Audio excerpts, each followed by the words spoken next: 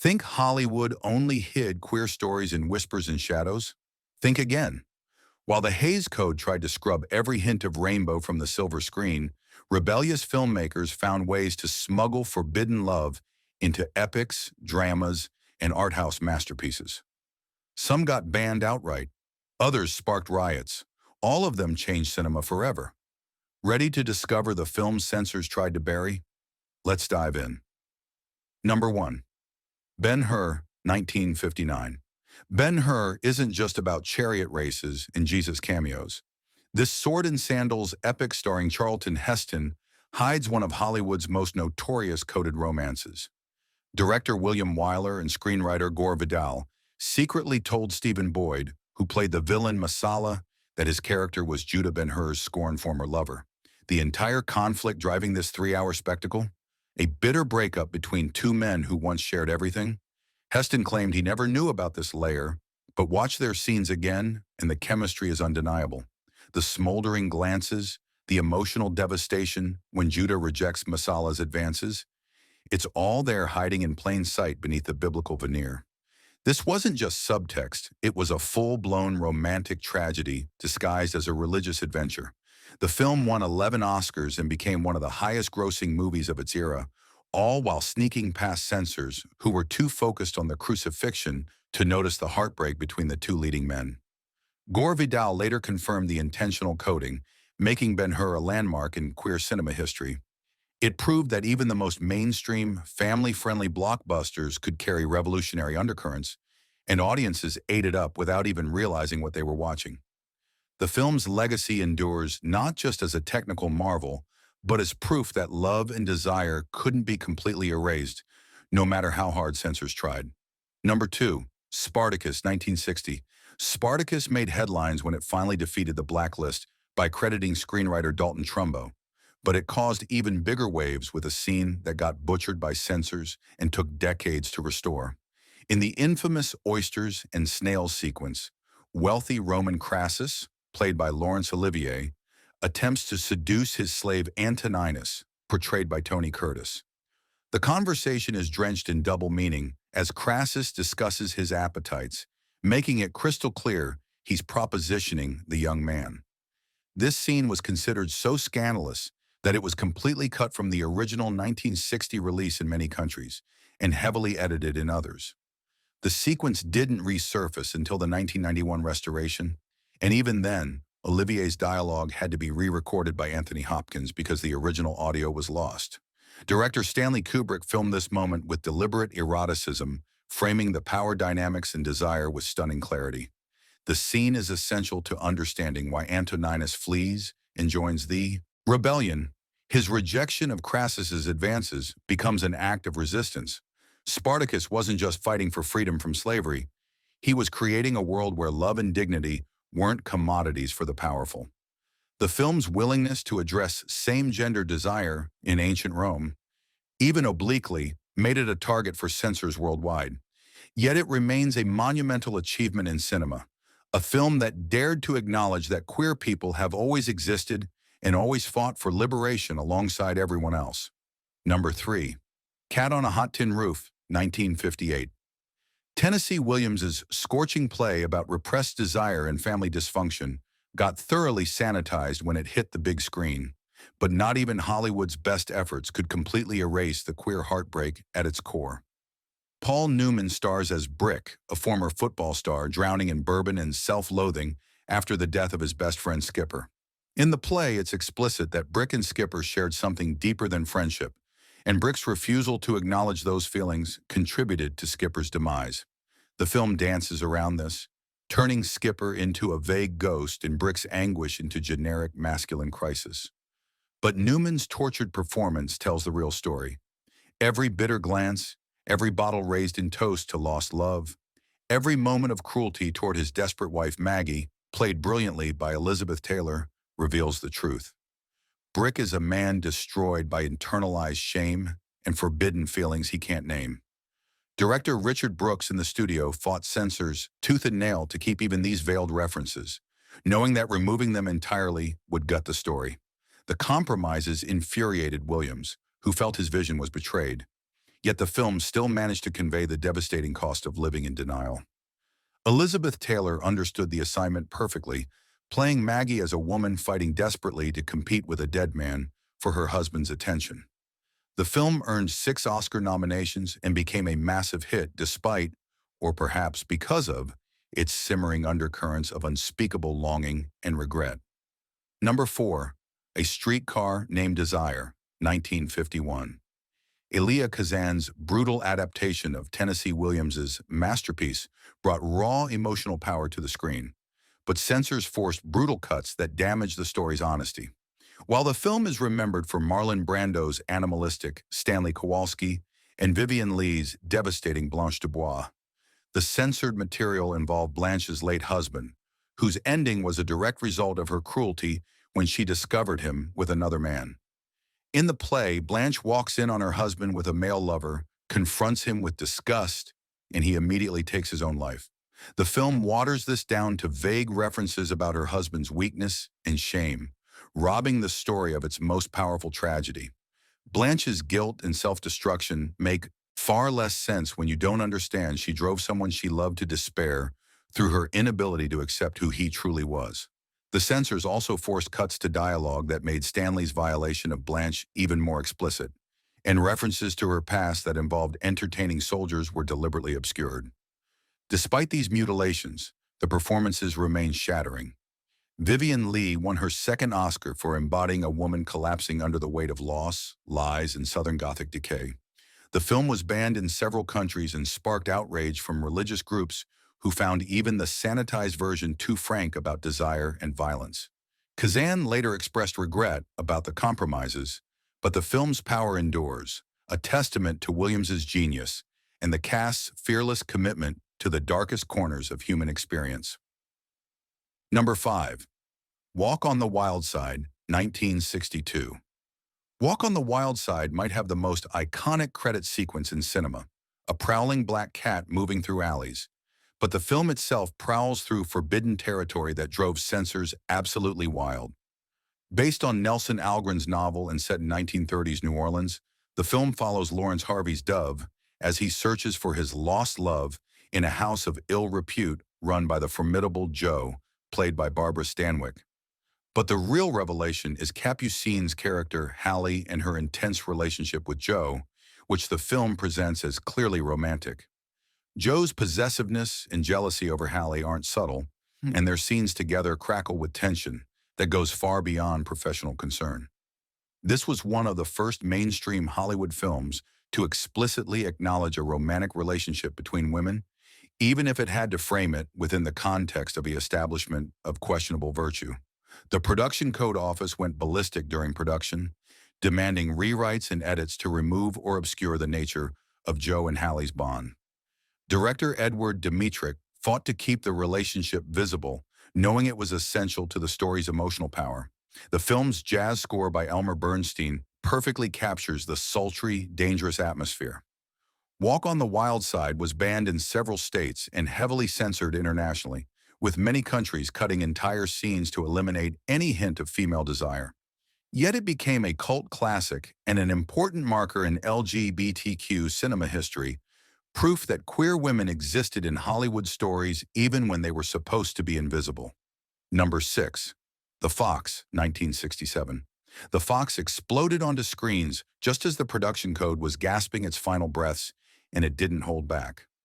Based on D.H. Lawrence's novella, the film stars Sandy Dennis and Anne Heydrich as Jill and Ellen, two women living together on a remote farm in an intimate partnership that both sustains and suffocates them. When a charismatic drifter named Paul, played by Keir Dullea, arrives and pursues Ellen, the delicate balance of their relationship shatters. The film depicts the women's bond with remarkable frankness for its time, showing physical affection and emotional intimacy that left no doubt about the nature of their connection. Director Mark Rydell pushed boundaries that were already crumbling, filming scenes of tenderness between Jill and Ellen that scandalized audiences accustomed to queer relationships being suggested rather than shown. The film sparked intense debate about whether Paul represented liberation or intrusion, whether Ellen's eventual choice was authentic desire or societal pressure in human form. Critics were divided. some praising the film's bold honesty, while others condemned it as exploitative or morally corrupt. The Fox was banned in several countries and faced protests from both conservative groups horrified by its content and emerging gay rights activists who objected to the tragic ending and the suggestion that relationships between women were inherently unstable. Despite the controversy, or perhaps because of it, the film found a substantial audience and became an important touchstone in discussions about queer representation. It remains a fascinating, flawed artifact of a transitional moment in cinema when old taboos were dying, but new understanding hadn't yet fully emerged. Number 7. The Detective, 1968. The Detective marked a watershed moment when Hollywood attempted to grapple seriously with queer lives and homophobic violence, even if the results were deeply problematic by modern standards. Frank Sinatra stars as a tough New York cop investigating the brutal ending of a wealthy man, a crime that leads him deep into the city's underground world. The film was shockingly graphic for its time, depicting violence and discussing matters of intimacy with a bluntness that left audiences reeling. Director Gordon Douglas and screenwriter Abby Mann tried to craft a progressive narrative that condemned bigotry and police brutality, but the film ultimately reinforces harmful stereotypes even as it attempts to critique them. The investigation reveals a community living in fear and secrecy, subjected to police raids, blackmail, and societal contempt. Sinatra's character begins with casual prejudice, but evolves toward understanding and compassion, recognizing the humanity of people he'd previously dismissed. For 1968, this character arc was considered remarkably enlightened, though modern viewers rightfully critique the film's sensationalism and its treatment of queer characters primarily as victims or villains. The Detective was immediately controversial, facing calls for bans from religious groups and earning an adults-only rating in several markets. Yet it also sparked important conversations about discrimination and violence.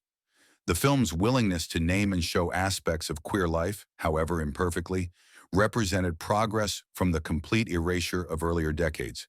It's a complicated legacy, a film that meant well but often stumbled, yet still managed to push cinema forward into more honest, if messier, territory. Number 8. The Leather Boys, 1964. The Leather Boys roared out of British cinema with a raw, working-class energy that felt worlds away from Hollywood's polished evasions. The film follows Reggie and Dot, two young Londoners who marry impulsively and quickly discover they're catastrophically incompatible. Reggie finds solace in motorcycle culture and an intense friendship with Pete, a fellow biker whose easy companionship offers everything his marriage lacks. Director Sidney J. Furie films their relationship with remarkable sensitivity, allowing the emotional intimacy and unspoken longing to build naturally. The climax comes when Pete invites Reggie to escape their dead-end lives and sail away together, and Reggie slowly realizes what's actually being offered. His reaction, confusion, and discomfort rather than hatred feels bracingly honest for the era. The Leather Boys refuse to sensationalize or condemn, instead presenting a portrait of young men navigating identity and desire within the rigid constraints of working-class masculinity. The British Board of Film Censors initially demanded cuts, particularly to scenes in a gathering place where the implications became too explicit. The film was banned outright in several countries and faced protests in others, with critics divided between those who praised its maturity and those who condemned it as corrupting youth. The Leather Boys became a cult classic among LGBTQ audiences who recognized themselves in Reggie's journey of dawning self-awareness. Its influence on British social realism and queer cinema cannot be overstated. The film proved that stories about ordinary people grappling with their identities could be just as powerful and important as tales of tragic artists or aristocratic scandal. Number 9. Reflections in a Golden Eye, 1967. John Huston's adaptation of Carson McCullers' novel is a Southern Gothic fever dream that makes Tennessee Williams look restrained. Set on an army base in the South, the film centers on Major Weldon Penderton, played with unsettling intensity by Marlon Brando, a closeted officer suffocating under the weight of his own repression and self-loathing.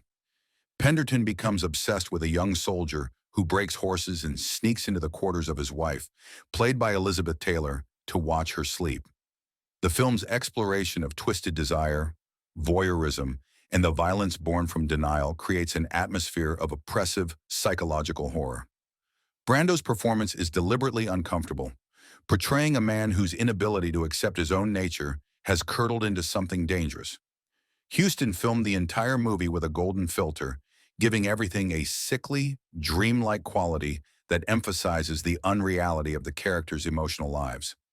The film was a commercial disaster and critical punching bag upon release, with many reviewers repulsed by its frank depiction of psychological damage and desire. Reflections in a Golden Eye was banned in several countries and faced protests from military groups offended by its portrayal of service members. It became a cult favorite decades later when audiences could appreciate its daring refusal to provide easy answers or sympathetic characters. The film argues that repression destroys not just the person denying their truth, but everyone around them. It's a brutal, uncompromising vision that still feels shocking in its willingness to dive into the ugliest consequences of closeting and shame. Number 10. The Boys in the Band, 1970. The Boys in the Band exploded onto Broadway in 1968 and transferred to film 2 years later with its entire stage cast intact, becoming the first mainstream American movie to center entirely on gay characters in their lives. Set during a birthday party that devolves into a night of brutal emotional excavation, the film gathers 8 men whose wit, warmth, and savage cruelty toward themselves and each other creates a portrait of life before liberation. Writer Mark Crowley filled the script with quotable zingers and devastating monologues that captured both the vibrant culture and the internalized pain of existing in a world that considered you sick or criminal. Director William Friedkin, fresh off The French Connection, filmed with documentary-like naturalism, allowing the performances to breathe and the claustrophobic apartment setting to intensify the emotional pressure.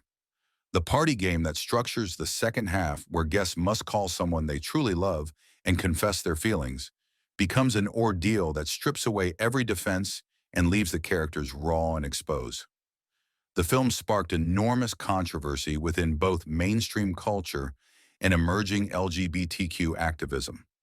Religious groups called for bans, while gay liberationists protested the film's emphasis on self-hatred and internalized oppression, arguing it reinforced negative stereotypes.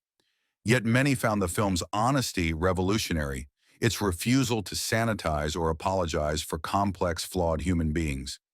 The Boys in the Band was banned in numerous countries and heavily censored in others, but it found audiences who desperately needed to see their lives reflected on screen, pain, and all.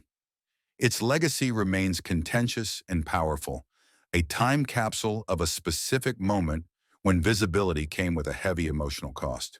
Number 11. The Conformist, 1970. Bernardo Bertolucci's masterpiece of political and psychological cinema uses stunning visual composition to explore fascism, repression, and the violence of denying one's true nature. Jean-Louis Trintignant stars as Marcello Clerici, a man so desperate to appear normal that he joins Mussolini's secret police and agrees to assassinate his former professor. The film reveals through fragmented flashbacks that Marcello's obsession with conformity stems from a childhood incident with a chauffeur that left him convinced he's fundamentally deviant. His marriage, his fascism, and his violence all serve as elaborate performances of heteronormative masculinity, attempts to bury a self he considers shameful. Bertolucci and cinematographer Vittorio Storaro crafted some of the most beautiful images in cinema history, all in service of showing how the desire to belong can corrupt completely. The film's most controversial sequences involve Marcello's attraction to both his wife and her friend Anna, played by Dominique Sanda, and his complex feelings toward the professor he's been sent to destroy. The Conformist was immediately banned in several countries for its political content and its frank treatment of desire and identity. Critics hailed it as a masterpiece, while conservative groups condemned it as immoral propaganda. The film's influence on cinema is immeasurable, from its visual style to its psychological complexity. It argues that fascism and sexual repression are intimately connected, that societies demanding rigid conformity create the conditions for authoritarian violence. Decades later, The Conformist remains a devastating portrait of self-denial as political act and personal tragedy. Number 12. Death in Venice, 1971. Luchino Visconti's ravishing adaptation of Thomas Mann's novella is a meditation on beauty, decay, obsession, and art that refuses to look away from forbidden desire. Dirk Bogarde gives one of cinema's greatest performances as Gustav von Aschenbach, an aging composer who travels to Venice and becomes transfixed by Tazio, a beautiful adolescent boy played by Björn Andresen. The film never depicts anything physical, yet the emotional and spiritual obsession is all-consuming, shown through Aschenbach's increasingly desperate attempts to recapture youth and meaning through proximity to beauty. Visconti films Venice as both paradise and tomb, a city literally dying from disease even as it offers transcendent visual splendor. The use of Mahler's symphonies on the soundtrack creates waves of romantic yearning that crash over the increasingly hallucinatory images. Death in Venice sparked immediate controversy for its subject matter, with many countries banning it outright or demanding cuts to scenes of Aschenbach watching Tazio on the beach. The film faced accusations of promoting dangerous obsessions, while defenders argued it was a profound exploration of artistic longing and mortality. Björn Andresen later spoke about the complicated experience of being cast at 14 to embody an ideal of beauty, becoming an object within both the film and the culture around it. Death in Venice won numerous awards and solidified Visconti's reputation as cinema's greatest aesthete. It remains deeply controversial and undeniably powerful, a film that treats its subject with both unflinching honesty and genuine compassion, refusing to condemn desire even as it shows its destructive potential. Number 13, Teorema, 1968. Pier Paolo Pasolini's Teorema might be the strangest, most provocative entry on this list, a film that uses allegory and provocation to explode bourgeois hypocrisy and sexual repression. The story is deceptively simple. A mysterious stranger, played by Terence Stamp, arrives at the home of a wealthy Milanese family and proceeds to seduce every single member, including the maid. After he departs as mysteriously as he arrived, each family member experiences a different form of spiritual and psychological crisis. The father gives away his factory and strips down in a train station. The mother cruises for young men. The daughter enters a catatonic state. The son becomes an abstract painter. The maid returns to her village and performs miracles. Pasolini, a committed Marxist and openly queer intellectual, used this framework to argue that desire, particularly same-gender desire, has the power to shatter the comfortable lies that sustain capitalism and traditional family structures. The film is as much political essay as narrative, filled with biblical imagery and philosophical questions. Teorema was immediately seized by Italian authorities, and Pasolini was charged with obscenity, though he was eventually acquitted. The Vatican condemned it as blasphemous, while leftist critics praised its revolutionary vision. The film was banned throughout much of the Catholic world and heavily censored elsewhere. Teorema remains challenging and essential, a film that demands engagement with its ideas rather than passive consumption. Pasolini never made easy or comfortable art, and this might be his most uncompromising provocation, insisting that true liberation requires destroying every structure that keeps us repressed and alienated. Number 14, The Killing of Sister George, 1968. The Killing of Sister George broke new ground as one of the first films to center a relationship between two women and treat it as real, messy, and complicated rather than tragic or titillating. Beryl Reid stars as June Buckridge, a BBC actress who plays beloved character Sister George on a radio drama while living with her younger partner Childy, portrayed by Susanna York. When June learns her character is being written out of the show, her life spirals into jealousy, paranoia, and self-destructive rage. Director Robert Aldrich filmed with unflinching honesty, showing both the genuine love between the women and the toxic dynamics of June's controlling behavior. The film's most controversial element was a scene in a gathering place where women danced together and expressed affection openly, something virtually never shown in mainstream cinema. Aldrich spent years fighting censors to keep this sequence, knowing it was essential to showing that these women weren't isolated, but part of a community. The Killing of Sister George earned an X rating in America and was banned in numerous countries, with critics divided between those who found it courageous and those who considered it exploitative. Susanna York received a supporting actress nomination at the Oscars, a rare acknowledgement for a queer role. The film struggled commercially but became enormously important to LGBTQ audiences who recognized the authenticity in its portrayal of relationships that could be both loving and dysfunctional. It remains a landmark in queer cinema, refusing to idealize or demonize, instead presenting complicated people living complicated lives with dignity and specificity. Number 15, Fireworks, 1947. Closing our list is Kenneth Anger's experimental short Fireworks, a landmark of underground cinema that announced the arrival of a major avant-garde artist and queer visionary. Created when Anger was just 17 and filmed over a weekend in his parents' home while they were away, this 14-minute fever dream follows a young man, played by Anger himself, through a surreal encounter with violent sailors that becomes a phantasmagoric journey through desire, violence, and transformation. The imagery is deliberately shocking and provocative.